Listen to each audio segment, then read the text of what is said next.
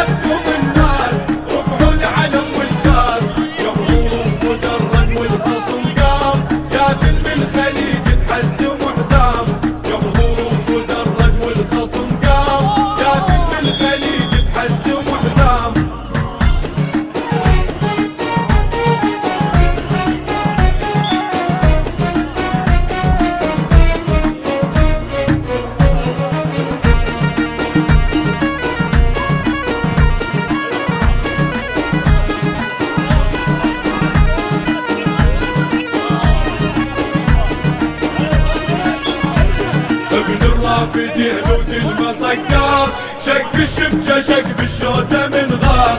ابن الرافدي لوز المسكر شق الشبكة شق بالشوطة من غار. من رفعه وعلمهم ودر صاح يهوم. من رفعه وعلمهم ودر صاح يهوم. هطب العراق وهالخبر هام يا زلم الخليج تحزم وحزام. هطب العراق وهالخبر هام يا زلم الخليج